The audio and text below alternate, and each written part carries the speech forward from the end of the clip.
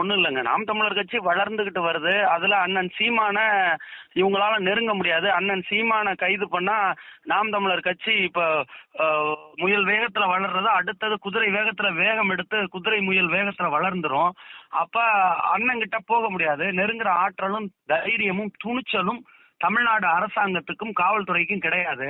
அப்ப அண்ணனுக்கு கீழே இருக்கிற கட்டளை தளபதியா இருக்கிற மரியாதைக்குரிய தம்பி துரைமுருகன் அவர்களை கைது பண்ணி அண்ணனை அச்சுறுத்திடலாம், நாம் தமிழர் கட்சியினுடைய தொண்டர்களை பயமுறுத்திடலாம்னு சொல்லிட்டு மரியாதைக்குரிய தமிழ்நாட்டினுடைய முதலமைச்சர் கருதுறாரு.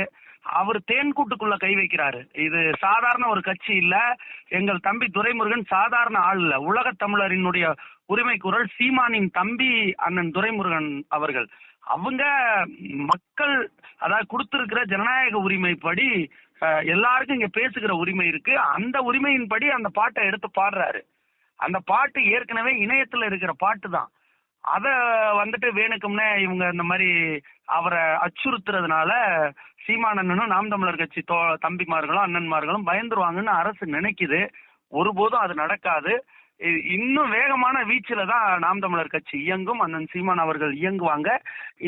இந்த அரசனுடைய கோர முகத்தை தான் இது காட்டுது. இது கருப்பு சிகப்புனுடைய எதேச்சதிகார போக்கை இது காட்டுது. இன்னைக்கு துவரங்குறிச்சியில ஏற்படுத்தப்பட்ட விபத்தும் அவருடைய உயிருக்கு அச்சுறுத்தலை உருவாக்கி அவரை பயமுறுத்தணும்னு நினைக்கிறாங்க. அந்த வண்டியில இருந்து மாத்தி அண்ணனை துரைமுருகன் அண்ணனை அந்த வண்டியில இருந்து மாத்தி வேற வண்டிக்கு மாத்தி கூட்டு போறாங்க. அந்த கூட்டு வந்த இனோவா வண்டி யாரோடது என்ன ஏதுங்கிறது தெரியாம இருக்குது.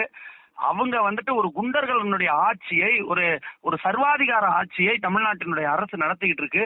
இது மக்கள் பார்த்து கொண்டு இருக்கிறாங்க. விரைவிலேயே இந்த அரசு வீழ்த்தப்படும் ஜனநாயக வழி.